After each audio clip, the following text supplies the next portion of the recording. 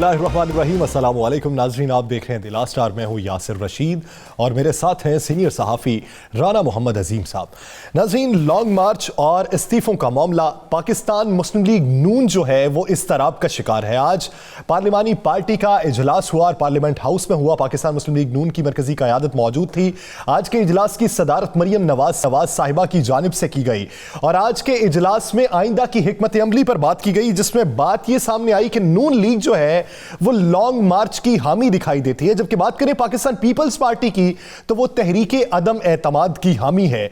तो पीडीएम की कयादत आइंदा के लिए क्या सोच विचार कर रही है, उसमें अब हर पार्टी अपना अपना नुक्ता नजर पेश करेगी। तो कौन सा एक नुक्ता है जिस पर इत्तफाक हो सकेगा? वफाकी हुकूमत कहती है कि इनका शहराजा बिखर चुका है। अंदरूनी हकीकत क्या है? पाकिस्तान मुस्लिम लीग नून क्या सोचती है? इसी बारे में बात करेंगे राना साहब से। राना साहब, क्या नून लीग जो है असूली मौक़िफ़ से पीछे हटने लगी है? क्योंकि उसूली मौक़िफ़ इस्तीफों का जो था वो तो नून लीग का ही था, लेकिन इस्तीफे तो कहीं पे दिखाई नहीं देते। बिस्मिल्लाहिर्रहमानिर्रहीम। देखें यासर, आप याद करें, मैंने चंद दिन पहले कहा था कि नून लीग का बयानिया, नून लीग का मौक़िफ़, इसमें बड़ी वाज़ेह तब्दीली आना शुरू हो जाएगी और ये बिल्कुल वाज़ेह तब्दीली आना शुरू हो गई। आज इस्लामाबाद में इजलास हुआ। सीनियर वाइस प्रेसिडेंट कौन है? शाहिदा खान अब्बासी। सदारत कौन कर रही है? मोहतरमा मरियम नवाज साहिबा। भाई, नायब सदूर तो एक से जायद है ना, सदारत करनी चाहिए थी शाहिदा खान अब्बासी को।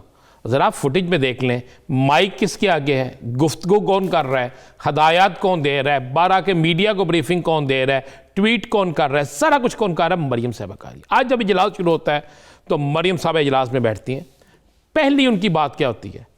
पहला उनका लफ्ज़ ये होता है कि मियाँ साहब का ये हुक्म है कि जो भी हमारे अरकान असम्बली हैं उनमें से कोई शख्स भी आज के बाद किसी भी टॉक शो में कोई ऐसी बात नहीं करेगा जो उनकी इजाज़त से हट के या उनकी इजाज़त के बगैर होगी। टॉक शो में जाने से पहले, आम जगह में जाने से पहले, अवाम में जाने से पहले जो बात करनी है वो मैं बताऊंगी। ये नहीं कहा कि मुस्लिम लीग नून का बयानिया होगा, मैं बताऊंगी। ये लफ्ज़ इस्तेमाल किया। मिसाल के तौर पे कौन सी बात? पीडीएम के हवाले से, इस्तीफों के हवाले से। फिर जब वहां पे बात शुरू होती है तो 3 अरकान असम्बली जिनको आज बड़ी डांट पड़ी है, एक लाहौर से तल्लक है, एक का फैसलाबाद से तल्लक है और एक जनूबी पंजाब से, और एक जिसका इस्लामाबाद यानी भोटोहार बेल्ट से तल्लक है। उसको तो ये कहा गया कि आप उस दिन कहाँ थे जिस दिन इलेक्शन कमीशन के ऑफिस के बाहर हम गए थे, आपने कहा था मैं इतने 1000 बंदे लेके आऊँगा, तो आप कहाँ थे? तो उस पर उस शख्सियत ने, उस एमएनए ने कहा जनाब शाहिदा खान अब्बासी साहब से पूछे, मैं वहीं पे था। तो उन्होंने कहा शाहिदा खान अब्बासी को छोड़े, मुझे बताएं कहाँ थे। ये लफ्ज़ मैं आपको वो बता रहा हूँ जो इस मीटिंग में, ये मुझे खुद एक इनके एमएनए ने कहा जो मीटिंग के अंदर मौजूद थे। उन्होंने कहा आज तो हमें इस तरह लग रहा था जिस तरह इक़्तिदार इन्हीं का है और ये इक़्तिदार में जिस तरह मीटिंग लेती थी उससे भी सख्त मीटिंग थी। उसके बाद 3 जिन अरकान असम्बली की क्लास की गई, उन्हें कहा गया कि आप क्यों लोगों से कहते हैं कि हम इस्तीफे नहीं देंगे? जो इस्तीफा नहीं देगा उसके घर को मैं गिराव कराऊंगी, कारकुन उसके घर को गिराव करेंगे, हम उनको पार्टी से फारिग कर देंगे। तो उसमें से एक ने कहा जनाब जो 6 या 8 हमारे पहले बागी थे उनमें से किसको फारिग किया है? आज तक इलेक्शन कमीशन में उनके खिलाफ क्या भेजा है? ये बाकायदा मैं आपको वो बात बता रहा जो अंदर तलखी होती है। उसके बाद मोहतरमा कहती हैं कि जी अगर हम इस्तीफे देते हैं तो उनमें से फिर एक बड़ी अहम शख्सियत गुजरांवाला से तल्लक है जिनको मुस्लिम लीग नून का पंजाब का सदर बनाए जाने के इम्कानात थे। आपको मरियम साहबा के बड़े करीब नज़र आते हैं, लेकिन राना सनाउल्लाह की हिदमात की वजह से उन्हें नहीं बनाया गया। तो उस शख्सियत ने खड़े होकर कहा कि जनाब हमारी जान भी हाजिर है, लेकिन जब इस्तीफ़े देने की बारी आएगी इस्तीफ़े उस सूरत में ले अगर पीपल्स पार्टी भी दे। पीपल्स पार्टी ने शर्त रखी कि मियाँ साहब वापस आए, तहरीक की क़यादत करें। इन्होंने कहा अगर पीपल्स पार्टी भी इस्तीफ़े दे तो फिर आप इस्तीफ़े दें, नहीं तो आप इस्तीफ़े ना दें, हम फंस जाएंगे। और दूसरा ने कहा जनाब इलेक्शन लाजमी लड़ें, ये तो हमारे खिलाफ साजिश हो रही है। पीपल्स पार्टी चाह रही है कि हम सेनेट इलेक्शन से ही बाहर चले जाएँ, हम इस्तीफ़े भी दे दें और मुकम्मल तौर पर हमारी सियासत ख़त्म हो जाए। जिसके बाद वहाँ पे ये आज इन्होंने कोड नहीं किया, मैं कोड कर देता हूँ। फिर एक मोबाइल फ़ोन पे मियाँ मोहम्मद नवाज शरीफ साहब जो हैं, कुछ देर के लिए उनका खिताब सुनाया गया।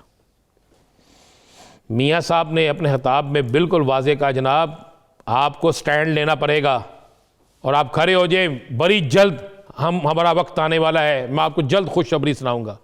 अच्छा, वो खुशखबरी कब आती है कब नहीं आती यासर, ये तो हुई आज इनके वापसी नहीं हो रही। मैं कौन सी वापसी, अब तो चंद दिनों बाद तो आपको पता है ना, बरतानिया में तो कोरोना का जो आलम हो गया, अब तो फ्लाइट्स भी बंद होने जा रही हैं, तो सब कुछ बंद होने जा रहा है, तो कौन सी वापसी, वापसी जिसने आना होता है वो आ जाता है। आप तो यहाँ से रवानगी है किसी की, मैं आपको फिर आज के प्रोग्राम में ये खबर दे दूँ, पाकिस्तान से रवानगी है किसी की, उसके लिए कोशिशें हो रही हैं और बड़ा नाम जा रहा है यहाँ से। तो ये नहीं पूछता, लॉन्ग मार्च की बात कर लेते हैं। लॉन्ग मार्च पे क्या फैसला हुआ इनका? लॉन्ग मार्च पे फैसला हुआ जी कि सेनेट इलेक्शन के बाद लॉन्ग मार्च किया जाए। अगर तो लॉन्ग मार्च करते हैं, पीपल्स पार्टी साथ देती है तो ठीक है, नहीं साथ देती तो हम लॉन्ग मार्च करें। कहा जी कुछ नहीं होगा तो हमारी सियासी साख बहाल रहेगी, ये फैसला हो गया। और ये कहा गया कि जीटी रोड से ये लॉन्ग मार्च होगा, और जब हम ऐलान करेंगे तो उन्होंने कहा फिर मजबूरन पीपल्स पार्टी सारे हमारे साथ आएंगे। और आज इजलास में यह भी कहा गया है कि मौलाना साहब के अलावा हमें किसी और पे एतबार नहीं करना। तो उसमें पोटोहार से तल्लक रखने वाली सबसे तगड़ी शख्सियत ने कहा जनाब ये हम किस तरह यकीन कर लें कि हमने मौलाना साहब पे एतबार करना है। तो जिस पर उन्होंने कहा ये मियाँ साहब का हुक्म है। तो ये हालात हो गए हैं जनाब के सेनेट का इलेक्शन भी आ गया। और मैं एक चीज़ बड़ी खबर दे दूं आपको मैं एक, यासर, सेनेट के इलेक्शन में मुस्लिम लीग नून मौलाना फजलुर रहमान के साथ की हुई कमिटमेंट से पीछे हो गई है। मौलाना साहब को जो उम्मीद थी कि मुस्लिम लीग नून शायद पंजाब में जो नामजद उम्मीदवार हैं उसमें से इनका खाता भी रखे, क्योंकि पंजाब में ही इनको 2 सीटें मिलने के इम्कान है ना। जी जी। इसके अलावा तो अगर आप कहें कि किसी और जगह से खुल के सिंध से तो नहीं मिलनी। तो फिर अगर वो कमिटमेंट से ये पीछे हट गए हैं तो फिर मौलाना का साथ किस तरीके से होगा? मौलाना साहब को वो कह रहे हैं कि हम किसी तरीके से आराम कर लेंगे। मौलाना साहब को जिस तरह वो जमीयत उलमा इस्लाम के कुछ लोगों ने आज कहा कि पैसे देते हैं, जो भी करते हैं, हम तो नहीं इल्ज़ाम नहीं लगाते, जो उनके मुखालफिन कहते हैं कि हम उन्हें आराम कर। मौलाना साहब के पास सेकंड ऑप्शन भी क्या है यासर, मुझे बताया ना क्या है? क्या वो परवेज़ रशीद को ड्रॉप करेंगे? क्या वो मोहम्मद ज़ुबैर साहब को ड्रॉप करेंगे? परवेज़ रशीद साहब को ड्रॉप करेंगे? ख्वाजा अहमद हसान साहब को ड्रॉप करेंगे? उनको तो हरवाना है उन्होंने। लेकिन आपको एडवांस आप कहते थे नाम नहीं लेते, मैं बता देता हूँ, उनको तो हरवाना है, पार्टी के अंदर हरवाना है।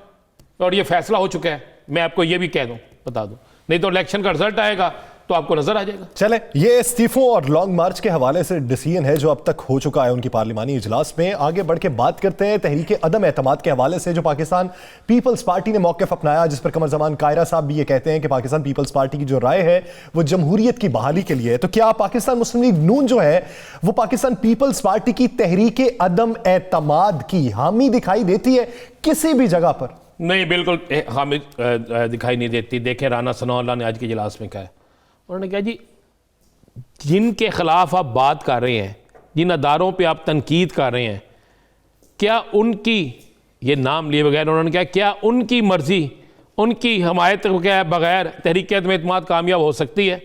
उस पर कहा गया नहीं हो सकती। तो उन्होंने कहा फिर किसको हम मजबूत कर रहे हैं, किसको मजबूत कर रहे हैं? तो आपको पता राना सनाउल्लाह कई दफ़ा कह चुके हैं, प्रोग्रामों में ये बात ओपन कह चुके हैं वो, कि तहरीक अदम एतमाद उसी सूरत में कामयाब होगी जब हमें पीछे से आशीर्वाद होगी। तो जिससे अपने आशीर्वाद मांग रहे हैं उसके खिलाफ आप बात भी कर रहे हैं। तो पाकिस्तान पीपल्स पार्टी तो कहती है कि तमाम पीडीएम जमातों को एक नुक्ते पे मुत्तफिक कर लेंगे तहरीक अदम एतमाद। देखिए वो उनकी आपस के अंदर क्या अंडरस्टैंडिंग होती है, मैं तो आपको वो बात बता रहा हूँ जो मुस्लिम लीग नून के अंदर है। राना सनाउल्लाह के मैंने आपको नाम ले दिए, उन्होंने बिल्कुल वाज़ेह कहा है। तो आने वाले दिनों में जो मैं देख रहा हूँ ना, जो चीज़ें मुझे नज़र आ रही हैं यासर, आने वाले दिनों में किसी सूरत में भी तहरीक अदम एतमाद के हक़ में मुस्लिम लीग नून जाती नज़र नहीं आती। पीटीएम के फैसले पर मजबूरन वो साथ देने के लिए तैयार है। लेकिन आज ये भी बात हुई है वहाँ पे कि मान ले तहरीक अदम एतमाद पेश करते हैं, कौन अपने गले में घंटी बांधेगा? ये लफ्ज़ इस्तेमाल किया गया कि घंटी कौन बांधेगा? तहरीक अदम एतमाद नाकाम होने की सूरत में 2023 तक क्या हम कोई तहरीक कामयाब कर सकेंगे? उस पर खामोशी होगी। यानी ये है कि तहरीक अदम एतमाद अगर नाकाम हो जाती है तो पीडीएम का मकसद फौत हो जाए। लेकिन खत्म हो गया ना मकसद। आपने कहा कि हम पार्लियामेंट के अंदर तब्दीली चाहते हैं जमहूरी तरीके से। जमहूरी तरीका यही है, उसके लिए हुकूमत भी तैयार बैठी है, आप भी तैयार हैं, लेकिन आप किस तरह तैयार हैं? आप तैयारी अपनी लाएं ना सामने। पहले तो आप अदम एतमाद की तहरीक के लिए क्या उतने वोट आपके पास होंगे? क्या इतने लोग साइन करेंगे क्या उसके बाद तहरीक अदम एतमाद पेश होगी? तहरीक अदम एतमाद कामयाब हो जाती है, मैं एक बड़ी बात बता दूं, बिलावल तो वज़ीर आज़म नहीं, पीपल्स पार्टी क्यों किसी और को बनाएगी? चले मुझे बता दें। तो मुस्लिम लीग नून किसको बनाएगी? मैं आपको यह भी बता दूं, चले वहां पे बात हुई, शाहिदा खान अब्बासी का नाम आया। मरियम साहिबा किसी सूरत नहीं चाहती कि शाहिदा खान अब्बासी जो है वह वज़ीर आज़म पाकिस्तान बने। मैं ये आपको मुसद्दका बात कह रहा हूं। उन्होंने अपने कोर जो साथी करीबियों ने कहा है कि जनाब जब हमें सजाएं हुई उसके बाद जो हमारे साथ हुआ तो शाहिदा खान अब्बासी ही वज़ीर आज़म थे। तो ये तो साबित कर दें कि ये हमारे भी हैं कि नहीं, हम तो मजबूरी के साथ, मजबूरी की वजह से उनके साथ हैं। ये लफ्ज़ इस्तेमाल हुआ। शाहिदा खान अब्बासी को वो नहीं चाहती वज़ीर आज़म बने, शहबाज शरीफ को वो नहीं चाहती, ख्वाजा आसफ को वो नहीं चाहती, राना तनवीर को वो नहीं चाहती, तो फिर वज़ीर आज़म किसको बनाया जाएगा? तो फिर आज के इजलास में फैसला क्या हुआ? आज के इजलास में ऑप्शन पे भी नहीं मान रहे, लॉन्ग आज के इजलास में हुआ जी कि अगर पीपल्स पार्टी हमें कायल करती है तो हम पीपल्स पार्टी को कहेंगे आप आगे लग जाएं, और अवाम में हम ये कहेंगे कि हमने पीपल्स पार्टी की बात मानी है, और नाकामी भी पीपल्स पार्टी भी डालेंगे जो है ही नाकामी। ये आज कहा गया है कि तहरीक अदम एतमाद कामयाब नहीं होगी, ये लफ्ज़ अदा किए गए हैं, अल्फाज हैं ये, मैं आपको वर्ड्स बता रहा हूं।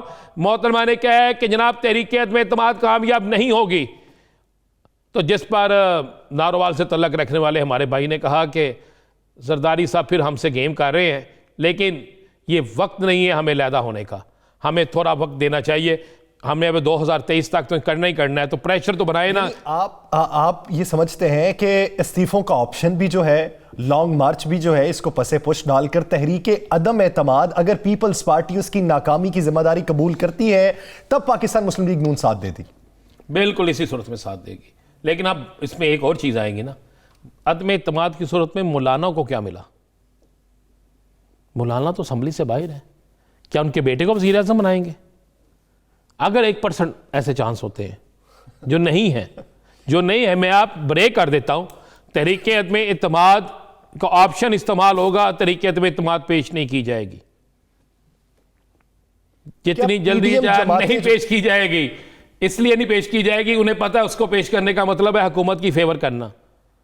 देखें अभी इमरान खान के पास बड़े पत्ते हैं, वज़ीर आज़म पाकिस्तान के पास बड़े पत्ते हैं, कोई शक नहीं, उनके बहुत से मशीर नालायक हैं, लेकिन वो खुद इस कौम और मुल्क के लिए बहुत कुछ करने वाले हैं, करना चाहते हैं। पहली दफ़ा अदारे एक पेज पे है, अदारे और हुकूमत एक पेज पे पहली दफ़ा, ये 47 सालों में हमें मानना पड़ेगा। और जब ऐसे वक्त में आप क्या समझते हैं कि इन मौजूदा हालात में अदम एतमाद आ सकती है? तहरीक पीपल्स पार्टी ने मौलाना से और नून लीग से जो बदला लेना था वो 80% ले लिया, 20% जो है वो आपको अगले आने वाले चंद दिनों में आ जाएगा। भाईजान होने दें, इलेक्शन होने दें सेनेट का, उसके बाद मुझे बताइएगा। मेरा ख्याल है 3 मार्च को इलेक्शन हो जाएगा, 3 या 4 या 5 मार्च को, उसके बाद देखिएगा इनका हाल क्या होता है। साहब मरियम नवाज साहिबा ने तो ये भी कहा है कि हुकूमत जो है वो हमारी मिन्नतें कर रही है, तो इसमें कितनी सदाकत है? दूसरा ये कि आप कर रही है ना हुकूमत, मिन्नतें कर रही है, खुदा का वास्ते में एतमाद तहरीक लाएं, नाकाम हो, घर को जाएं। अच्छा, इस तरह की मिन्नत है? कौन मिन्नतें कर रहा है? जिस तरह ये कहती है ना एनआरओ, हम किससे मांग रहे हैं, तो जो मिन्नतें करने वाला उसका नाम लेना, उसके सामने आता कि हमें भी पता चले, कौम को भी पता चले कि हुकूमत क्या डबल गेम खेल रही है। तो आज के इजलास में वो बोली किसके खिलाफ है? 3 मैंने तो आपको बता दिया, तीनों शहर के नाम बता दिए, मुझे कहते हो तो उनके नाम भी बता देता हूँ। चले कोई एक आध नाम बता दो, एक आध बता दे, 3 नहीं पूछता। यार फिर बड़े चीखते हैं यासर आके ना टीवी पे, वो कहते हैं अंदर की बात बाहर कैसे निकली। चले एक आखिरी सवाल, एक ये बता दें, आप भी जानते पीडीएम की तहरीक पर ये पाकिस्तान मुस्लिम लीग नून भी अंदरूनी तजब्जुब का शिकार थी, तो क्या पीडीएम की तहरीक पर आज अपने अराकीन को कायल कर पाई है वो? देखिए आज उन्होंने कहा जी हमने हर सूरत में हुकूमत के खिलाफ जाना है, हमारा ये जो प्रेशर है, ये प्रेशर हमें कुछ ना कुछ रिलीफ दिला देगा, सिर्फ इस हद तक है। देखें आगे उन्हें पता है कि मुख्तलिफ मरहले हैं, मुख्तलिफ चीज़ें सामने आनी है, चेयरमैन नैब जो है उसका तकर्रर जो है कुछ अरसे बाद होना है, और बहुत सी चीज़ें हैं, वो उनमें चाहते हैं कि किसी ना किसी तरीके से हमें कोई ना कोई रिलीफ मिले। साथ में मरियम चाहती है, मैंने आपसे कहा है कि कोई चाहता है बाहर जाना, तो बाहर उसी सूरत में जाएगा जब प्रेशर बनेगा। यानी सियासी साख को बहाल रखना चाहते हैं, प्रेशर डाल के हुकूमत पर, वो किसी भी तरीके से डाला जा सकता है, लेकिन उस नुक्ते पे भी मुत्तफिक उसी सूरत में होंगे जब दूसरी पार्टी उसकी नाकामी की जिम्मेदारी को तैयार होगी। नाज़रीन, एक शॉर्ट ब्रेक के बाद बात करेंगे पाकिस्तान मुस्लिम लीग नून के उन नाराज अराकीन की जो पिछले काफी अरसे से सरगर्म अमल हैं। वज़ीर आला पंजाब से भी मुलाकातें होती रही, आज भी अज़हर अब्बास चांडिया जो हैं उनकी मुलाकात हुई वज़ीर आला से, और फिरदौस आशिकवान कहती हैं कि पाकिस्तान मुस्लिम लीग नून की एक अहम विकेट गिराई गई है। उन्हीं नाराज अराकीन में से अशरफ अली अंसारी हमें ज्वाइन करेंगे। Stay with us.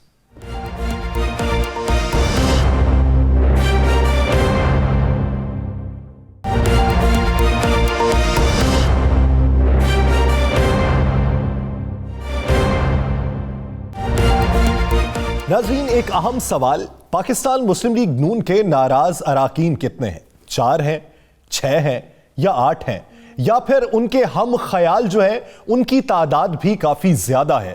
और आने वाले दिनों में वज़ीर आला पंजाब से जो माजी में मुलाकातें हुई उसका मुस्तकबिल में समर क्या मिलने वाला है, इसी बारे में बात करने के लिए अशरफ अली अंसारी साहब ने हमें ज्वाइन किया। अंसारी साहब, बहुत शुक्रिया आपके वक्त का। अंसारी साहब, आज आपके करीबी साथी अज़हर अब्बास चांडिया साहब की वज़ीर आला उस्मान बुज़दार से मुलाकात हुई है, जिस पर हुकूमती हल्के ये कहते हैं कि पाकिस्तान मुस्लिम लीग नून की एक अहम विकेट गिरा दी गई है। तो आप क्या समझते हैं कि किस किस्म की ये विकेट गिराई गई है? क्या पाकिस्तान तहरीक इंसाफ में बाकायदा शमूलियत इख्तियार करने जा रहे हैं? बिस्मिल्लाहिर्रहमानिर्रहीम, बहुत शुक्रिया जी। मैं इस सिलसिले में ये अर्ज करना चाहता हूं कि सिर्फ एक विकेट नहीं गिरी, बहुत सारी विकेटें हैं जो मुस्लिम लीग नून की क़यादत ने जज्बाती फैसले करके अपने हाथों से गिराई हैं। और आप देखेंगे कि आने वाले वक्तों में बहुत सारे लोग, बल्कि चूँकि हम तो राब्ते में रहते हैं, बहुत सारे लोग हैं जो मरीम नवाज साहिबा के फैसलों की वजह से और पार्टी में इनकी मुदाखलत की वजह से, चूँकि मुस्लिम लीग नून जो है ये बुनियादी तौर पे एक बहुत बड़ा जो तबका था मजहबी लोगों का, वो इनके साथ था। और वो इस वजह से साथ था कि हम समझते थे कि ये जो मुस्लिम लीग है ये कायदे आज़म की मुस्लिम लीग है। तो जो बहुत बड़ा मजहबी हल्का है वो औरत की हुक्मरानी को किसी सूरत भी तस्लीम करने को तैयार नहीं है। जैसे मेरी मिसाल सामने है कि हमारे जो ख़ानदान है इसका एक मजहबी पस मंज़र है और हम किसी तौर पर भी औरत की हुक्मरानी को तस्लीम करने के लिए तैयार नहीं है। इसी तरह और भी बहुत सारे हमारे साथी MPA साहिबान हैं जिन्होंने मरीम नवाज साहिबा की क़यादत पे बहुत सारे सवालात खड़े किए हैं। तो अगर मरीम नवाज पार्टी को लीड करेंगी तो बहुत सारे लोग जो हैं वो पार्टी को खैरबाद कह देंगे, क्योंकि हम तो मजहबी हमारा एक बैकग्राउंड है। तो उस हवाले से बहुत सारे MPA साहिबान ने ये फैसला किया है कि आने वाले वक्तों में अगर ऐसे ही पार्टी के मामला चलते रहे, अगर शहबाज शरीफ साहब या हमजा शहबाज ने मामलात अपने हाथ में ना लिए और मरीम नवाज के हाथ में पार्टी की जो है वो बागडोर दे दी, तो जिस तरह से मरीम नवाज ने बयानिया लिया है वो इदारों के खिलाफ बात कर रही है, पाकिस्तान की सालमियत के जो जामिन इदारे हैं उनके खिलाफ बातें कर रही हैं। तो ऐसे बयानिए के खिलाफ पहले भी बहुत सारे MPA साहिबान लाताल्लुकी का इजहार कर चुके हैं और पार्टी के अंदर एक लावा पक रहा है। और आप देखेंगे कि जब आने वाले सेनेट के इंतखाबात हैं तो उसमें वो लावा जो है वो फटेगा, तो फिर इनकी अंसारी साहब आपने कहा कि आने वाले सेनेट इंतखाबात, हम तो समझ रहे हैं कि आप 8 लोग हैं और 8 लोग जो हैं उनके वोट शायद इनको इतनी तकलीफ ना दे, तो क्या आने वाले सेनेट इंतखाबात में बहुत इससे ज़्यादा लोग होंगे जो इनके उम्मीदवार को वोट नहीं देंगे? राना साहब, बहुत सारे लोग हैं जो मुहिब्बे वतन लोग हैं, जो अफवाज पाकिस्तान प्यार करने वाले लोग हैं, जिनको पाकिस्तान की सालमियत जो है वो बड़ी अजीज़ है और वो लोग अब बेदार हो चुके हैं। वो शख्सियात से हट के अब मुल्क और कौम के साथ प्यार करने के लिए उठ खड़े हुए हैं। तो बहुत सारे साथी MPAs हैं जिनसे हमारी मुलाकातें हुई हैं, हमारी आपस में गपशप हुई है। तो वो चूँकि कहते हैं कि ये सिर्फ अपनी ज़ात के लिए सियासत करते हैं, अपने मफादात के लिए करते हैं, मुल्क और कौम का नाम इस्तेमाल करते हैं, ना किसी को ये मिलते हैं, ना किसी के ये मफादात का ख्याल करते हैं, सिर्फ इनके अपने मफादात हैं। तो अब वक्त आ गया है कि मुल्क और कौम के लिए काम किया जाए।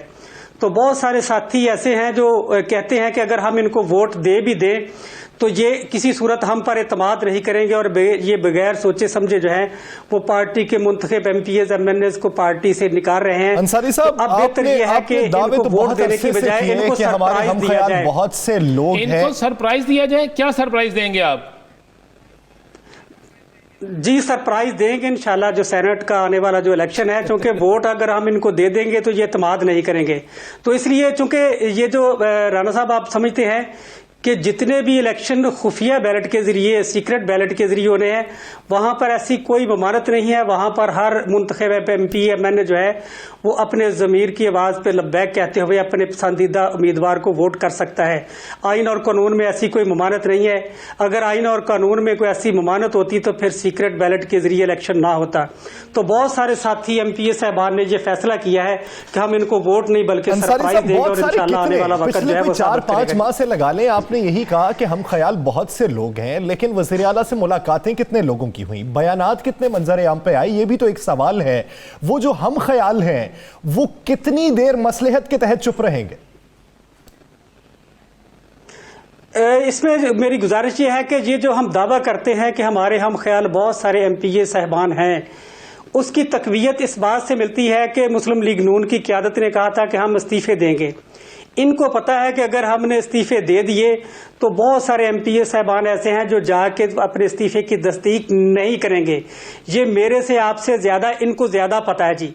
इसी खौफ की वजह से ये इस्तीफे पेश नहीं कर रहे हैं और ये मेरे मौक़िफ़ की तायद है। और इसका ये जो लावा जो है वो फटेगा सेनेट के इलेक्शन में, क्योंकि हमने फैसला कर लिया है कि हम जो मर्जी कर ले, जितना मर्जी हम कुर्बानियां दे ले। क़यादत जो है इनकी आंखों पे पट्टी बंधी हुई है, इनको अपने और पराये की कोई फिक्र नहीं है।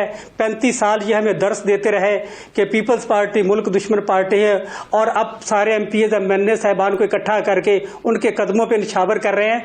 तो हम बाज़मीर लोग हैं, हम तो ऐसी सियासत बिल्कुल नहीं करेंगे कि जहां पर इंसान की इज्जत नफ्स जो है उसका भी ख्याल न रखा जाए। तो बहुत सारे पार्टी के बड़े फैसला कर लिया है। आपकी पार्टी के बड़े अहम तरीन लोगों को ये टिकट दे रहे हैं, जिनका नाम सामने आ रहा है। जुबैर साहब हैं जो साबिक गवर्नर सिंध हैं, परवेज़ रशीद साहब हैं, ख्वाजा अहमद हसान साहब हैं। आपको ये तीनों भी पसंद नहीं है? इसमें बहुत सारी चीजें हैं जी। मतलब तो यह है कि राना साहब अगर हम इनको वोट दे भी देते हैं तो इनको हम पे किसी सूरत यकीन नहीं आएगा। तो बजाय इसके कि हम इनको यकीन दिलाते रहें, हम इनको वोट देने की बजाय सरप्राइज देंगे जी। और फिर ये जो परवेज रशीद साहब इनकी मुल्क और कौम के लिए क्या खिदमत है जी, ये बता देना जी। कोई ऐसा कोई कारनामा इनका बता दे हमें कि जो इन्होंने मुल्क और कौम के लिए जो बड़ा स्टैंड लिया हो, जो मुल्क के इदारों के साथ ये खड़े रहे हो। मुल्क इनके बारे में तो मियां नवाज शरीफ साहब ने खुद कई सवालिया निशान लगाए हैं और मियां नवाज शरीफ खुद इनको पसंद नहीं करते। और जहां पर जितवाने की बारी आती है वो किसी और को लेके आते हैं, जब हराने की बारी आती है तो ख्वाजा अहमद हसान साहब को लेके आते हैं। मियां नवाज शरीफ साहब खुद ख्वाजा अहमद हसान से खुश नहीं है जी। ये तो पार्टी के अंदर बड़ी ग्रुपिंग है। मैं भी इस पार्टी का हिस्सा रहा हूं, मुझे पता है कि कौन किसको चाहता है और किसको नहीं चाहता। कितने वोट सेनेट में खराब हो जाएंगे? 20, बता दें क्या वो 20, 25, 40, 50 कितने वोट सेनेट में खराब होंगे? जब मैं सरप्राइज की बात कर रहा हूं तो फिर सरप्राइज होगा, इससे आप बखूबी अंदाजा लगा सकते हैं। माशाल्लाह एक बड़े सीनियर जर्नलिस्ट है और आपको इन बातों से बखूबी आप अंदाजा कर सकते हैं। जब मैं कह रहा हूं तो पूरी जिम्मेदारी से कह रहा हूं कि इंशाल्लाह आने वाला जो सेनेट का इलेक्शन है वो सरप्राइज होगा इंशाल्लाह। अच्छा अंसारी साहब, आप ये भी तो देखें कि पिछले 3-4 माह में जो बयानिया था पाकिस्तान मुस्लिम लीग नून का और अब हालिया जो बयानिया है, दोनों में फर्क है। आपको उस वक्त बयानिए पे एतराज था, अब ये हुकूमती नाहिली पे आ चुके हैं, तहरीक अदम एतमाद का भी सोच रहे हैं। इसका मतलब ये कि ये हुकूमत को इलेक्टेड मानते हैं। तो अगर ये अवामी मसाइल पे आ जाएंगे तो क्या फिर भी साथ नहीं देंगे पार्टी का? यासिर साहब कब अवामी मसाइल पे आएंगे? अब 2.5 साल तो गुजर चुके, 2.5 साल तो इन्होंने अवामी मसाइल पर बात नहीं की, अपने मफादात की ये बात करते रहे, इदारों का जो क्रेडिबिलिटी थी उस पर ये सवालिया निशान उठाते रहे। तो ना तो उन्होंने मुल्क और कौम की बात की, ना इन्होंने अवाम की बात की। अब तो सबको पता चल गया है कि जब से मरियम साहब आई हैं, इनके अपना एक एजेंडा है, अपने इनके मफादात हैं। ना ये मुल्क के लिए सियासत करते हैं, ना ये अवाम के लिए करते हैं और इदारों को ये मुतनाज़ा कर रहे हैं। तो अब तो अवाम जो है वो जाग उठी है। अब हर मुहिब्बे वतन पाकिस्तानी जो है उसको पता चल चुका है कि जब से मरियम ने पार्टी के मामला संभाले हैं तो इनका एजेंडा क्या है। तो इस एजेंडे के साथ तो कोई भी मुहिब्बे वतन पाकिस्तानी जो है वो खड़ा होने के लिए तैयार नहीं होगा। अशरफ अंसारी साहब, आने वाले दिनों में, आने वाले चंद जो दिन है, आपने कहा सरप्राइज देंगे और बड़ा सरप्राइज होगा, तो क्या मुस्लिम लीग नून 2 सीटें भी नहीं ले सकेगी सेनेट की पंजाब से? सर राणा साहब, जिस तरह से पार्टी को चलाया जा रहा है, जिस तरह मरियम नवाज साहबा, ना उनका कोई सियासी एक्सपीरियंस है, ना उनको कोई ऐसा शऊर है कि अंधाधुंध फैसले किए जा रहे हैं, बगैर सोचे समझे फैसले किए जा रहे हैं। जिस तरह से इन्होंने बगैर सोचे समझे अपनी ही पार्टी के इलेक्टेड एमपीएस को बेदखल कर दिया, पार्टी से निकाल दिया। और मुझे तो ये हंसी आ रही थी कि पहले इनको ये समझना चाहिए कि ये पार्टी इनके कोई घर की जगीर नहीं है, ये पार्टी कायदे आजम की पार्टी थी, जिससे ये हमें बेदखल कर रहे हैं। ये कायदे आजम की पार्टी है और आज अल्हम्दुलिल्लाह हम आज भी मुस्लिम लीग के साथ खड़े हैं। अच्छा अंसारी साहब, पिछले दिनों ये भी खबर थी कि शहबाज शरीफ साहब ने अपने कुछ करीबी साथियों को ये टास्क दिया था कि आपका जो हलका है आपसे मुलाकात करे और आपको वापसी के लिए राग़िब करे।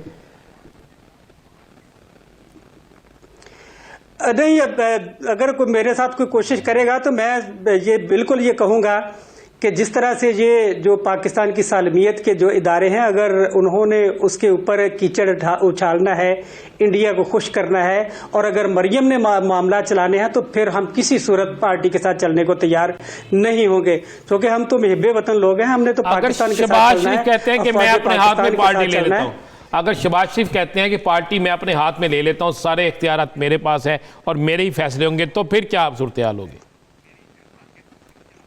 जब ये साबित कर देंगे तो हम शहबाज शरीफ के साथ खड़े होंगे, शहबाज शरीफ के हाथ मजबूत करेंगे। लेकिन ये ज़बानी कलामी खाली बातों पे हम जो है वो यकीन नहीं करेंगे। शहबाज शरीफ साहब वाकई पार्टी के मामलात अपने हाथों में ले। मरियम नवाज की हुक्मरानी, मरियम नवाज की क़यादत जो है वो हमें किसी सूरत काबिल कबूल नहीं है जी। तो अंसारी साहब, आज जो चांडिया साहब की मुलाकात हुई है, तो आने वाले दिनों में हम समझ लें कि मजीद अफराद की भी मुलाकात हो सकती है सीएम पंजाब से? यासिर साहब, वो बहुत सारे लोग जो हैं वो ऐसे तैयार बैठे हैं। हमारी आपस में गपशप होती है, हम राब्ते करते हैं, हम सोच विचार करते हैं, हम हर रोज़ फैसले करते हैं कि हमने किस तरह से मुल्क और कौम के लिए अपना किरदार अदा करना है, हमने किस तरीके से अवाम ने जो हमें अपना हक़ नुमाइंदगी दिया है, हमने उस किस हक़ नुमाइंदगी को किस तरह से अदा करना है। तो ये तो बहुत सारे लोग हैं और वो आने वाले सेनेट के इलेक्शन में वो साबित करेंगे कि वो लोग किसके साथ हैं। क्या आप पाकिस्तान के साथ हैं या जो मुखालिफ के साथ हैं? जी, जो आप नाराज लोग हैं, क्या कोई अपना उम्मीदवार ला रहे हैं सेनेट में, या आप तहरीक इंसाफ के उम्मीदवार को या चौधरी परवेज इलाही के उम्मीदवार को वोट देंगे? ये तो बता दें।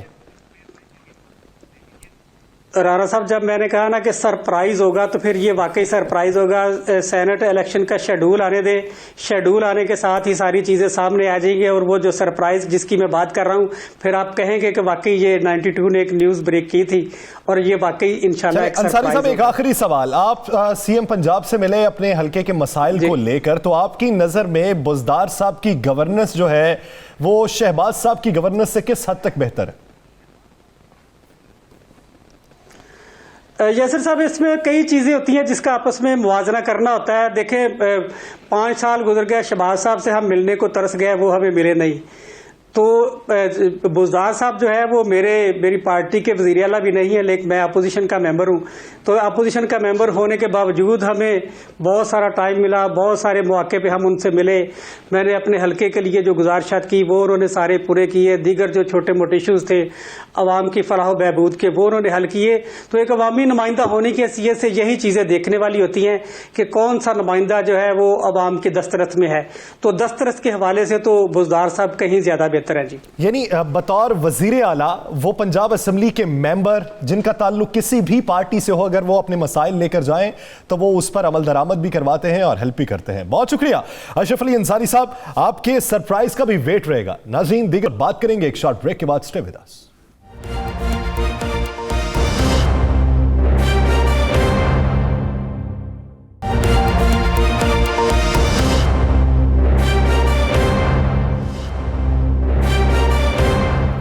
Welcome back. नाज़रीन, जमीयत उलमा इस्लाम पाकिस्तान के रहनुमा जो जमीयत उलमा इस्लाम फेस से निकाले गए, जिनका मौक़िफ़ यह है कि हम बुनियादी रुकन हैं जमीयत उलमा इस्लाम पाकिस्तान से, जो इसी नाम से इलेक्शन कमीशन ऑफ पाकिस्तान में रजिस्टर्ड है। आज उनकी अहम बैठक हुई जिसमें बहुत से लोगों ने शिरकत की। मकामी रहनुमा भी थे, खैबर पख्तूनख्वा के अहम ओहदेदारान भी थे और आइंदा की हिकमत अमली पे बात की गई।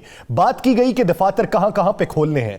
बात की गई कि जो शौकाज हमें मिले थे वो किस पैराए में मिले और किस तरीका कार के तहत तहत हम मौलाना फजलुर रहमान को शोकॉज करेंगे। बहुत से इंकशाफात हुए, मौलाना की जात के मुतल्लिक हुए, कहां से पैसे लिए जाते रहे, कहां पे लगाए जाते रहे, किस तरीके से पैसे का लेन देन होता रहा, और आइंदा ऐसे तमाम अमल की रोकथाम के लिए उनकी हिकमत अमली क्या है और इकदाम क्या होंगे। इसी बारे में बात करने के लिए जमीयत उलमा इस्लाम पाकिस्तान के सीनियर रहनुमा मौलाना गुल नसीब खान ने हमें ज्वाइन किया। मौलाना साहब, बहुत शुक्रिया आपके वक्त का। मौलाना साहब, बिला ताखीर सबसे पहले इस बात पे आ जाते हैं कि आपकी जानिब से मौलाना फजलुर रहमान साहब को भी एक शो कॉज नोटिस जारी किया जाना है, जिसकी आप अभी तरतीब बना रहे हैं कि किस तरतीब के तहत उन्हें शो कॉज जारी किया जाएगा। वो किन बुनियादों पे आप शो कॉज जारी करेंगे? बिस्मिल्लाहिर्रहमानिर्रहीम। शुक्रिया। असल सूरत हाल ये है कि दुनिया के मुसल्लमा कवानीन में और दुनिया के मुसल्लमा दसातीर में और आइनों में ये तरीक़ाकार दर्ज है जो करीन इंसाफ के बिल्कुल करीब है कि एक अफेलेबल जमात होते हैं और एक फैसला कुन जमात होते हैं। यहाँ पर जो भी जिसके भी खिलाफ फैसला किया जाता है वो फैसला कुन जमात करते हैं और फिर मुतासरा फरीक जो है वो अफेलेबल जमात में जाकर उस फैसले के उसको चैलेंज करते हैं। लेकिन हमारी बदकिस्मती ये रही कि यहाँ पर मरकजी जमात ने फैसला किया जिसके खिलाफ अपील के तमाम दरवाजे बंद हो गए। दूसरी बात यह है कि जहाँ तक इस बात का ताल्लुक है कि हमारी रुकनीयत ख़त्म कर दी गई, तो इस हवाले से हमें कोई शोकाज नोटिस नहीं मिला, कोई हमें सफाई का मौका नहीं दिया गया। इस हवाले से जो मुतनाज़ा कानूनी और दस्तूरी बात है वो ये है कि जो जमात जमीयत उलमा इस्लाम पे रजिस्टर्ड है, तो अगर उन्होंने कार्रवाई जमीयत उलमा इस्लाम पे की तरफ से किए है तो हम उसके मेंबर नहीं है। सही। और अगर उन्होंने जमीयत उलमा इस्लाम पाकिस्तान के तरफ से कार्रवाई किए है तो उस दस्तूर को फॉलो नहीं किया है। लिहाजा आज मौलाना मोहम्मद खान शेरानी साहब ने अपने प्रेस कॉन्फ्रेंस में यही कहा कि हम सोचते हैं कि इस हवाले से उनको नोटिस दें, तो उसके लिए मौका, महल और तमाम आईनी और कानूनी ज़ाब्तों को सामने रखते हुए हो सकते हैं कि वो ये इक़दाम भी करें। मौलाना साहब, आपने आज की मीटिंग में बड़े अहम फैसला आप बात की और आपने ये भी बताया कि KPK के अंदर अरकान असम्बली जो थे सेनेट में उनको बेचा गया और मौलाना फजलुर रहमान के भाई ने, मौलाना फजलुर रहमान की फैमिली ने वो पैसे वसूल किए। ये क्या हकीकत, कितने पैसे वसूल किए, किसके वोट बेचे गए? असल में ये सारे बातें जो है ये तो एक कमेटी मरकजी जमात ने बनाई थी, तो उसमें एक मौलाना शुजाउल मुल्क साहब था और एक कामिल ये आगा साहब थे जो साबिका गवर्नर थे और वो अब इंतकाल कर गए हैं, और एक मौलाना सलाहुद्दीन साहब थे। तो उसके ज़िम्मे ये ड्यूटी लगाई गई थी कि आप इस हवाले से पूरी रिपोर्ट मुरतब करके दें। लेकिन अब तक मरकजी जमात न वो रिपोर्ट उसूल कर चुके हैं और न बयान कर चुके हैं। तो इसी हवाले से वो मुनासिब कमेटी की अरकान और मेंबरान जो है वो आपको मुनासिब बात बता सकते हैं। आपके नोटिस में क्या बात है? आज मीटिंग में तो बात हुई है ना? नहीं, ऐसी बातें, बाज़ बातें ऐसे होते हैं कि जो अपने मीटिंगों के दरमियान तो होते हैं लेकिन बाहर उनका बयान करना चौकों पर मुनासिब नहीं है। तो इसी वजह से वो बातें जो मीटिंग में होती रही है वो कमेटी की मेंबरान जो है वो बेहतर बता सकते हैं। अच्छा मौलाना साहब, आप क्या समझते हैं कि जो मरकजी शूरा की कमेटी है जमीयत उलमा इस्लाम पाकिस्तान की, जिसके बहुत से जय्यद रहनुमा मेंबर भी हैं, उनमें से आपके हम ख्याल कितने फीसद हैं और जमीयत उलमा इस्लाम फे के हम ख्याल कितने फीसद? मेरे ख्याल में इस वक्त तो हम ये बहुत कम मौका हमें मिला है, तो पूरे मुल्क के साथ राब्ते करना और पूरे हजरात को मसाइल के तह तक पहुंचाना और आगाह करना और फिर उनकी राय मालूम करना, इसमें थोड़ा बहुत वक्त लगेगा। ये कार्रवाई चूँकि बिल्कुल अचानक हुई और हमें मालूम ही नहीं था कि जमात इस किस्म का फैसला करेंगे, और फिर मुतल्लका जो फोरम है उस फोरम से नहीं बल्कि कोई दूसरा फोरम बनाकर उनसे करेंगे। दस्तूर में किसी कमेटी की तश्कील की इस हवालों से, इस फैसलों के हवाले से किसी दस्तूरी कमेटी का कोई जिक्र नहीं है।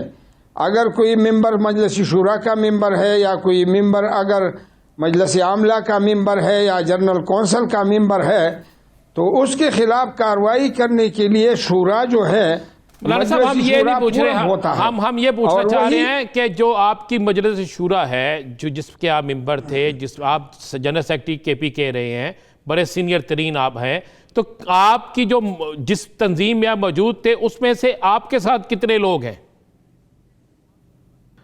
मेरे ख्याल में वो तो सब हमारे साथ है। जिस जमात का मैं अमीर रहा हूं, जिसके जो मेंबरान मजलिस शूरा रहे हैं, वो सब के सब हमारे साथ हैं। वो आपके साथ है। अच्छा, केपीके में आप हैं, मौलाना साहब भी केपीके में हैं। आने वाले दिनों में आपको क्या नजर आ रहा है? मौलाना साहब की तरफ से कोई प्रेशर तो नहीं है? और आप क्या आने वाले दिनों में अगर यही सूरत रहती है और मौलाना के मुकाबले में क्यों आप अपना उम्मीदवार देंगे? ये तो हिकमत अमली की बात है। हो सकते है कि ये मामला टल जाए और बाहमी इस्लाह हो जाए, लेकिन जैसे जैसे हालात आते रहेंगे, वक्त गुजरते रहेंगे, मशावरत होती रहेंगे, तो फिर फैसले होते रहेंगे इंशाअल्लाह। मौलाना साहब, आपकी नज़र में आप जमीयत उलमा इस्लाम फे से ताल्लुक नहीं रखते बल्कि जमीयत उलमा इस्लाम पाकिस्तान से ताल्लुक रखते हैं, तो फे के सरबराह तो है मौलाना फजलुर रहमान। अगर वो बतौर सरबराह आपको शोकाज कर रहे हैं तो आप कहते हैं आप फे के मेंबर नहीं है, तो फिर जमीयत उलमा इस्लाम पाकिस्तान का सरबराह कौन है?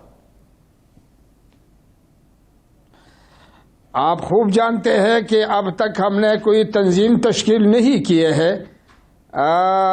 इस हवाले से ये फैसला मुतनाज़ा है, जो तो जब तक हम इस मुतनाज़ा फैसले को टिकाने लगा देंगे तो फिर इंशाअल्लाह ताला बात जाहिर हो जाएगी कि कौन बड़े हैं और कौन मरकजी अमीर है।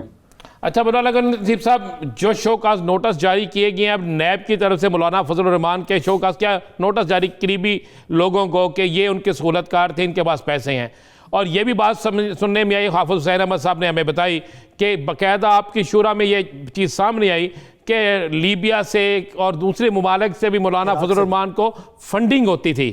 तो वो जो फंडिंग होती थी, क्या ये सब कुछ आपके नोटिस में है?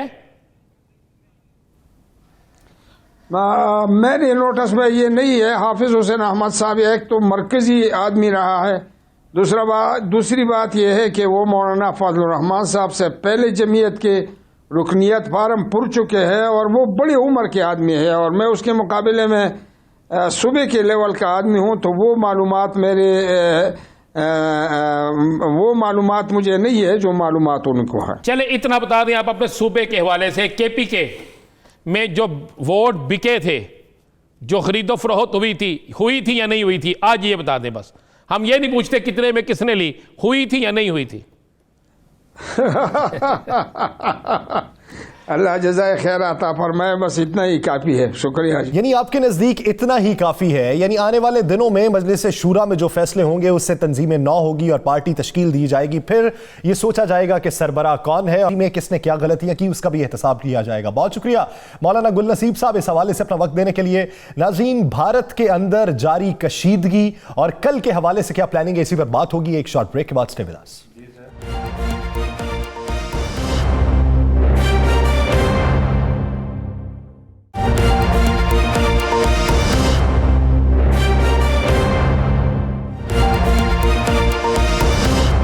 Welcome back. नाज़रीन, भारत में किसानों का एहतजाज कल 26 जनवरी है और 26 जनवरी भारत का यौम जमहूरिया के तौर पर मनाया जाता है, लेकिन किसानों ने भी यौम जमहूरिया को मुख्तलिफ अंदाज में मनाने का अज़्म किया है। ट्रैक्टर रैली निकाली जाएगी, परेड होगी, परेड के बाद भारतीय हुकूमत के खिलाफ नारे लगाए जाएंगे और आइंदा की हिकमत अमली तरतीब दी जाएगी।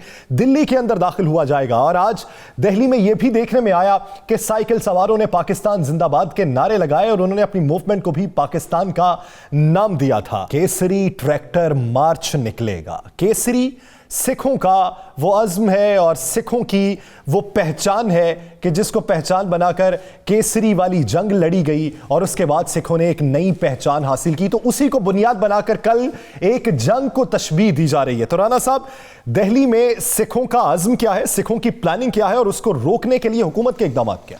देखें यासर, कल का दिन बड़ा अहम दिन है। ये जो फुटेज देख रहे हैं, ये कोई 500, 1000, 2000, 3000 नहीं, ये 50,000 से ज़ायद लोग हैं। ये पैदल चल पड़े हैं। हाल ही ये दिल्ली नहीं, बम्बई के अंदर भी सिख आ गए हैं, किसान आ गए हैं। दिल्ली में सिंधु बॉर्डर पर, गाजीपुर बॉर्डर पर आप देखें कि बेइंतहा ट्रैक्टर मौजूद हैं, सिख मौजूद हैं, ख़वातीन मौजूद हैं, भारतीय किसान मौजूद हैं और तो और खालिस्तान के परचम भी वहां लहरा दिए गए। यानी इन्होंने सिख किसानों के साथ जो जुल्म किया, जो नहीं भी खालिस्तान के साथ था वो भी खालिस्तान के साथ हो गया। अब वहां पर खालिस्तान जिंदाबाद के नारे लग रहे हैं और सूरत हाल ये हो चुकी है कि आरएसएस का एक गुंडा पकड़ा गया। कल तमाम टीवी चैनल्स ने दिखाया, उसने क्या कहा कि मुझे टारगेट मिला है कि मैं मारूं किसको, कुछ इंडियंस को भी हिंदुओं को भी मारूं, कुछ सिखों को भी मारूं और कुछ वज़रा को भी मारूं। ये टारगेट मिला। उसने कहा मुझे टारगेट देने वाला कौन था? उसने कहा जनाब हमें टारगेट दिया गया पुलिस की तरफ से। फिर एक ये फुटेज एक्सक्लूसिव चल रही है, ये हमारे चैनल पे एक्सक्लूसिव फुटेज है। ये कौन शख्स है? ये एक साबिक वजीर आला जो है, सिख ही है, ये उसके जनाब करीब तरीन अजीज है। अगर प्रोड्यूसर साहब इसकी आवाज़ सुना सकें, अगर इसका नाम दिखा सकें, तो पूरी कौम को पता चले कि इस सिख को भेजा गया। ये वो सिखों के अंदर भी कुछ गद्दार थे ना, जिनको वो कह रहे हैं, जिनको भारतीय हुकूमत ने अपने हाथ में लिया हुआ था कि जाओ जाकर सिखों की मूवमेंट को खराब करो। तो इस नौजवान को जब भेजा गया कि जाओ तुम जाकर ये सब कुछ करो, तो ये वहाँ पे पकड़ा गया। जब ये पकड़ा जाता है तो इसके साथ वहाँ पे क्या हो रही है आप देख रहे हैं, हमारी स्क्रीन पे नजर आ रहा है। ये एक साबिक वजीर आला का करीबी तरीन अजीज है, करीब तरीन अजीज है, और वो वजीर आला जो है वो सिख है। तो ये आप अंदाज, ये जो खबरें चल रही हैं कि सिंध जो सिखों का दाखिला दिल्ली में रोकने के लिए पानी में जहर मिला दिया। हाँ, ये मैं अभी तो आपको बताने जा रहा था। बहुत खौफनाक एक खेल क्या खेला गया है। इन्हें पता कि इस वक्त हज़ारों की तादाद में सिंधु बॉर्डर पर, गाजीपुर बॉर्डर पर, दिल्ली के बाहर सिख पहुंच चुके हैं। उन्होंने हर सूरत अंदर जाना है। पहले तो इन्होंने आरएसएस को, बीजेपी के कारकुनों को टारगेट दिया। हमने एक लेटर दिखाया था 2 दिन पहले, जिसमें ने कहा गया था आप असला इस्तेमाल करेंगे, गोली चलाएंगे, पुलिस फौज आपको सपोर्ट करेगी, आपने किसी सूरत में आगे नहीं आने देना, फलां कर देना है। उसके बाद आप आ जाए। अब इन्होंने क्या किया है कि जो वहाँ सप्लाई जा रही थी, सप्लाई पानी की, उस पानी की सप्लाई में बाकायदा केमिकल डाल दिया गया है। और वो केमिकल डाला गया है कि जिस केमिकल के पानी में मिलने के बाद लोग बाकायदा बीमार हो जाएंगे, लोग मर सकते हैं, वहाँ पर लोग जो है बेहोश हो सकते हैं। ये सारी चीज़ें हैं, वो केमिकल डाल दिया गया है। और हमारी इत्तला के मुताबिक अभी तक 123 जो सिख हैं, इस वक्त तक 123 सिख जो है उनकी हालत गैर हो चुकी है। राना साहब, अच्छा एक और चीज़ कंफर्म करनी है, जो रिपोर्टेड है वो 5 हलाकतें इस एहतजाज के दौरान, 2 लोगों की खुदकुशी है, वैसे 3 लोग की अमवात हुई। क्या अनरिपोर्टेड तादाद ज़्यादा? अभी जो हमने खालिस्तान तहरीक के रहनुमा की तकरीर सुनाई है, उसमें उसने इंकशाफ किया हुआ है। अगर हमारे प्रोड्यूसर साहब उसको बाकी हिस्सा भी सुना देते, तो उसमें उन्होंने कहा है कि इस तहरीक के दौरान, ये जो आपका मार्च है, इसके दौरान 125 लोग मारे जा चुके हैं। 125 लोग, ये खुद कह रहे हैं। ये डॉक्टर गुरपतवंत सिंह पन्नू जी जनाब पन्नू साहब कह रहे हैं कि 125 लोग मारे जा चुके हैं। इस पे इन्होंने कहा है 125 जब हलाकतें हो गई हैं तो वो किसने की है? उसने कहा जब आप किस तहरीक के दौरान, अब सिख सुबह जब 26 तारीख को अंदर दाखिल होंगे तो वहां आरएसएस के गुंडे भी नहीं मारेंगे, वहाँ बीजीपी के गुंडे भी नहीं मारेंगे, वहाँ पुलिस भी नहीं मारेगी, वहाँ फौज भी नहीं मारेगी। वहाँ पर इनके कुछ लोगों को अभी कोशिश ये कर रहे हैं कि आज रात के अंधेरे में, चूँकि सर्दी ज़्यादा वहाँ पे, किसी वक्त भी इन पे हल्ला बोल दिया जाए, वहाँ पर हर सूरत इनके अंदर कोई ऐसा काम कर दिया जाए कि जिसकी इंतहा को। और ये भी एक साजिश है कि हो सकता है कि हुकूमती कोई वजीर कत्ल हो जाए, कोई अहम शख्सियत कत्ल हो जाए, कोई अहम मुसलमान रहनुमा को कत्ल करवा दिया जाए वहां पे, और मुद्दाइन पे डाला जाए। हाँ, मुद्दाइन पे डाला जाए ताकि रुख को चेंज कर दिया जाए। देखिए, बदकिस्मती इनकी बड़ी बुरी है। पाकिस्तान जिंदाबाद के नारे लग गए दिल्ली में, जहां कल इन्होंने बड़ा जश्न मनाना है। दूसरा, इनके साथ जो चाइना ने किया है, आज चाइना ने जो इनके साथ किया है, इनका मीडिया तो छुपा रहा है, हम दिखा भी देंगे वो लाशें, हम दिखा भी देंगे। उस पे कल में बात कर लेंगे। राणा साहब, आज भी कर लेते हैं कि भारतीय फौज के अंदर जो सिख हैं वो बाकी हो गए हैं और सुना ये कि उनकी तादाद में इजाफा हो रहा है। बेइंतहा इजाफा हो गया। कल 26 तारीख के बाद देखिएगा ना क्या होता है यासर। कल 26 तारीख को जब वहां पर अंदर जाने से रोका जाएगा, चार तरफ से लोग जा रहे हैं, और एक खौफनाक चीज ये है, जो सिख दिल्ली के अंदर रहते थे, जिनके दिल्ली के अंदर कारोबार थे, जिनके वहां पे रहायशें थी, उनके घरों के बाहर भी फौज तैनात कर दी गई है, उनकी दुकानों को ताले लगा दिए गए हैं। उन जो पुलिस में वहां पे लोग सिख थे, जो सरकारी मुलाजमीन थे, उनको भी बाकायदा कहा गया कि तुमने घरों से बाहर नहीं निकलना, तुमने दफातर में नहीं आना। और मजे वाली आपको एक बात, जहां इनकी परेड होती है ना, जिस रोड पे परेड होनी है, जहां पे सब कुछ होना है, वहां पर इन्होंने क्या किया है कि 8 से 9 हजार हिंदुओं को पग्गें पहना दी सिखों वाली, ताकि कल इंटरनेशनल तौर पे यह साबित किया जाए कि जनाब हिंदुओं से ज्यादा सिख जो है वहां पे आए हैं इनके लिए। ये एक ड्रामा किया गया। लेकिन बदकिस्मती देखें, वो जिन को पगें पहना रहे हैं ना, वो सारे ऐसे कट्टर हिंदू हैं कि जिनकी पहचान दूर से हो जाती है। अब मीडिया भी चूंकि इन्होंने मैनेज किया हुआ, लेकिन जितना मर्जी कर लें सोशल मीडिया पे आ जाएगा। और आज उन्होंने, मैं आपको बता दूं, इस वक्त वहां पे टोटल मोबाइल सर्विस बंद कर दी गई है। टोटल मोबाइल सर्विस बंद कर दी गई है ताकि सिखों के आपस में राब्ते ना हो सके। लेकिन कल का दिन एक काफी अहम दिन है। ऐसा मुल्क जो जमहूरियत का लंबरदार होने का दावेदार है, उसके अपने न्यूज एंकर और प्रोग्राम एंकर किस तरीके से टीआरपी बढ़ाते हैं और पाकिस्तान के खिलाफ साजिश करते हैं, उसके अपने मुल्क के अंदर उनके लॉज के खिलाफ कैसे लोग उठ खड़े होते हैं, वो अपने लोगों का सामना कैसे करेगा, दूसरे लोगों की बात तो दूर है। नाज़रीन, द लास्ट आवर से मुझे और राना अजीम साहब को दीजिए इजाजत। अल्लाह निगहबान।